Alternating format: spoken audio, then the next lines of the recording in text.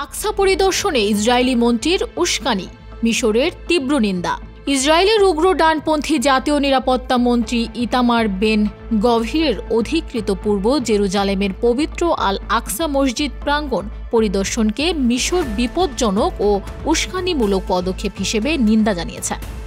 মিশরের পররাষ্ট্র মন্ত্রণালয় এই ঘটনাকে চরমপন্থী কার্যক্রম হিসেবে আখ্যা দিয়ে ইসরায়েলকে আন্তর্জাতিক আইন মেনে চলার আহ্বান জানিয়েছেন। সম্প্রতি বেক গভীর অন্যান্য ইসরায়েলি বসতি স্থাপনকারীদের সঙ্গে আল আকসা মসজিদ প্রাঙ্গণে প্রবেশ করেন। সেখানে ইসরায়েলি পুলিশের নিরাপত্তায় তিনি ধর্মীয় আচার অনুষ্ঠান পালন করেন, যদিও ঐতিহ্যগতভাবে ইহুদি ধর্মীয় আচার সেখানে নিষিদ্ধ। একই সময়ে ফিলিস্তিনিদের প্রবেশে বাধা দেওয়া হয়, যা দীর্ঘস্থায়ী আইনগত রাজনীতির লঙ্ঘন।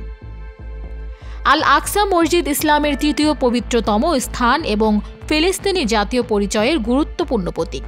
মিশরীয় পররাষ্ট্র মন্ত্রণালয় বেন গভিরের কর্মকাণ্ডকে আল আকসার ঐতিহাসিক ও আইনগত অবস্থার লঙ্ঘন এবং বিশ্ব মুসলিম সম্প্রদায়ের অনুভূতির প্রতি অবমাননা হিসেবে চিহ্নিত করেছে। মিশর দাবি করেছে, এ ধরনের উস্কানিমূলক কর্মকাণ্ড মধ্যপ্রাচ্য অস্থিরতা বাড়াবে এবং শান্তি প্রতিষ্ঠার প্রচেষ্টাকে ক্ষতিগ্রস্ত করবে। কায়রো আন্তর্জাতিক সম্প্রদায়, বিশেষত জাতিসংঘের নিরাপত্তা পরিষদকে এই ঘটনার তীব্র নিন্দা জানানোর এবং ইসরায়েলের এমন কর্মকাণ্ড বন্ধে কার্যকর ব্যবস্থা গ্রহণের আহ্বান জানিয়েছে।